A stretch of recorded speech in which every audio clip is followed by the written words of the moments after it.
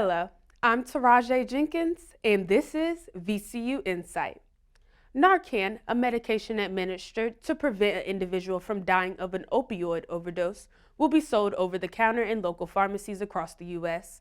One VCU organization is making sure people on campus know how to administer the drug. InSight reporter Natalie Barr attended a Narcan training session organized by Rams in Recovery. Rams in Recovery is hoping to instill public confidence and show just how easy it is to administer this drug. One simple spray up an individual's nose can reverse the effects of an opioid overdose and save a life. According to the Virginia Department of Health, drug-related deaths have been the leading cause of death since 2013. Many students attended the training held earlier this week to learn the importance of how to administer this life-saving drug, and at the end of the training, they all received free Narcan. The U.S. Food and Drug Administration approved the sale of Narcan, and even though the price of the drug has not yet been set, Rams in Recovery Peer Recovery Support Coordinator Omri Morris says this is a good first step, but it should not be the final step. She believes a drug this important should be offered for free and accessible to all. I don't think that you can put a price on a life-saving medicine like this. Especially, we give it out for free, but yes, I think that it's a wonderful thing to be able to provide it over the counter. Morris says the worst thing you can do is to do nothing. Narcan is expected to be stocked in pharmacies later this year, and purchasing this drug is simple. Simply ask the pharmacist. But until then, individuals can pick up Narcan from the Rams in Recovery Clubhouse located on West Marshall Street. Reporting from Richmond, I'm Natalie Barr, VCU InSight. Hamilton the musical is coming to the Altria Theater. InSight Zomas Harris is at the theater showing us where to park if you're going to watch the show, and other tips if you live in the area. The Broadway musical Hamilton will have shows for the next 2 weeks. You will need to expect street closures that will be in place on major roads surrounding the Altria. The show runs from now until Sunday, April 23rd. If you're looking to park, you can use the VCU West Main Street parking garage across the street from the theater, or the VCU West Carey Street deck, which is less than a 10-minute walk. The fee for both garages is $10 with a card. Capacity is limited, so arrive early for a better chance at a spot.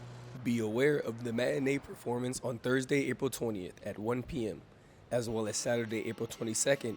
The Ucropes Monument Avenue 10K is also that day, and there is a 2 p.m. matinee performance of Hamilton. Expect a lot of traffic and limited parking, especially on those days. This isn't the first time Hamilton has come to the Altria Theater. Its debut in 2019 had all 25 performances sold out, with the people even camping overnight for tickets. Attendees are advised to use rideshare services and to arrive 45 minutes to an hour before showtime. At the Altria Theater, reporting for VCU InSight, I'm Zomas Harris. The community is being asked to weigh in when it comes to renaming several Richmond schools with Confederate ties. Principals at George Wythe High School, Benford Middle School, John B. Carey, and Ginter Park Elementary Schools are leading their schools' renaming committees to increase engagement in the process. You can share your thoughts at the upcoming community meetings and public hearings. School engagement teams will also hold community walks to share the top 5 potential names. The next hearing will be on April 19th at John B. Carey Elementary School. Another round of public hearings are set for next month. Each school's administration will give their final name and recommendation at the board at their final meeting on June 5th. City Council officially declares there is a housing crisis in Richmond. By passing this resolution at the meeting on Monday, Mayor LeVar Stoney says this will bring more attention and hopes for more funding towards the problem. RVA Eviction Lab reports 87% of the evictions in the city come from out-of-state companies. The city has previously received money from the American Plan Rescue Act, and Mayor Stoney says there's more money to come. However, the council has not made an outline on how or when they are going to fix this issue. People in Richmond are hoping for a solution and not just a plan. Richmond Mayor LeVar Stoney signs a pledge for the city to go carbon neutral by 2050. Valentea Lopez is here with more on this initiative. Here in Richmond, there has been talk about abandoning gasworks since 2021. However, the department that owns Richmond Gas Works does not seem to be taking the pledge very seriously. Gasworks continues to plan on expanding their efforts in the area and to spend millions to upgrade their framework.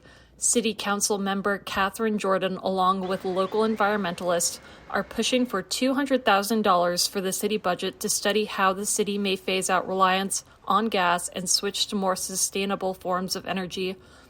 RVA Green 2050 their goal is to reduce greenhouse gas emissions 45% by 2030 and achieve net zero greenhouse gas emissions by 2050. The City Council is planning to amend the budget this week. That is including gas plans for the city. Reporting for VCU InSight, I'm Valentina Lopez. VCU's President Michael Rao is laying out what the future holds for the university. This is happening in the middle of talks about raising tuition for the next school year. InSight's Rachel Oliver got to ask Rao about potential tuition hikes while at the annual State of the University address. VCU President Dr. Michael Rao greets the audience before he gets on stage to talk about the future of VCU. First up, the expansion of VCU's Children's Hospital. Just yesterday, we cut the ribbon. Some of you were there on the new Children's Tower. This is awesome because it brings together inpatient, emergency, and trauma, as well as outpatient care under one roof, which is a critical resource for Virginia's families. VCU's Massey Cancer Center will now get support from the National Cancer Institute. This will raise the level of research at the center and proves it has great forms of support from the university, the state government, and the community. He also mentioned the new athletic village, which will be located across from the Diamond. VCU's Vice President and Director of Athletics, Ed McLaughlin, says the village will be a place for everyone to use. Those things are going to be really important, how much the community is able to access these facilities. The address comes just days after the school announced that tuition may be raising 3 to 5% next year for all students, citing reasons such as inflation and increased utility costs. I decided to ask Dr. Rao about it. Yeah, there's no reason to bring it up because the state hasn't completed its budget. And tuition is typically a relationship directly with what happens with the budget of the state since we're a state university. The Board of Visitors invites members of the community to provide feedback to VCU 2023 Tuition and Fees Open Comment Portal. Reporting in Richmond for VCU InSight, I'm Rachel Oliver. Even though VCU President Rao says the process still needs to go through with the state budget, students are concerned. VCU InSight reporter Anthony Cardenas takes a look at how students are reacting. Following last year's increase, the VCU administration has proposed another 5 to 3% tuition increase for the 2023-2024 school year. And while nothing has been made official yet, students are already worried about what this may mean for them financially. Please don't increase tuition because it's very expensive already. Matt Lorraine, currently a junior and one of the many students that would be impacted by the tuition increase, has already been dealing with financial issues at the university.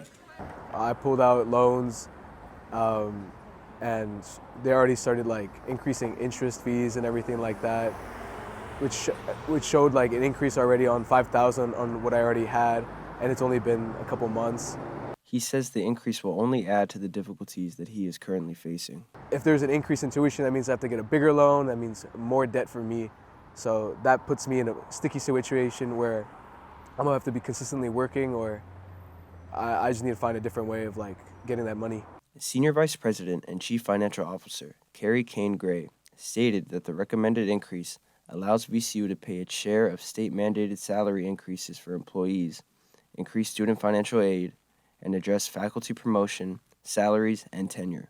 The board will be accepting public comments on May 13th before making their final decision on the tuition increase. From VCU InSight, I'm Anthony Cardenas. You can read more about the tuition increase proposal on the VCU News website. A collaborative group aims to contribute to the vehicle industry by entering an electric car in a racing competition. Yaba Ahunu tells us why the students believe this project is so important. Formula SAE at VCU is changing the way people see driving. The engineering building behind me is where students and staff from all backgrounds come together to design and build cars from scratch. Because of the global market shift towards electric vehicles, club members decide to build one, the O3. They have been working on this project since 2020. Unlike their Formula One model, their club president says O3 will be about 800 pounds and run on 120 horsepower.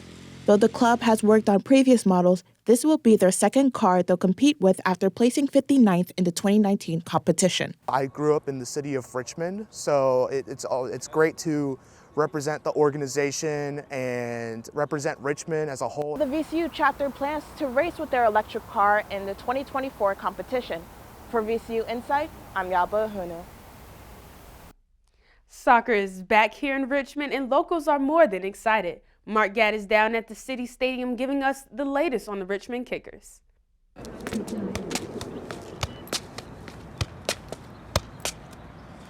If you're anything like me, you love soccer, but you don't have to be a soccer enthusiast to enjoy a Richmond Kickers game thanks to their game day enhancements. Even with a 2-hour weather delay, fans sold out the 6,000-person capacity City Stadium for the Kickers' first home game against the Charlotte Independents.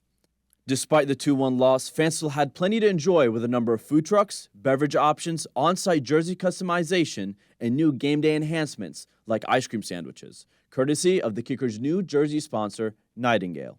The Kickers will now also be selling U-Crop's world-famous rainbow cookies, with all proceeds going to RVA Access, a cost-free program providing special needs children an opportunity to play soccer.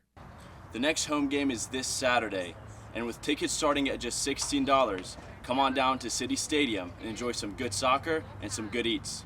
Reporting from Richmond, I'm Mark Gadd, VCU InSight. Make sure you have an umbrella for this weekend, because Friday will be a high of 76 with a chance of rain in the evening, and Saturday has a high of 79 with a chance of rain in the morning. You can check out the latest edition of VCU InSight on Thursday afternoons on our YouTube channel. For VCU InSight, I'm Taraji Jenkins.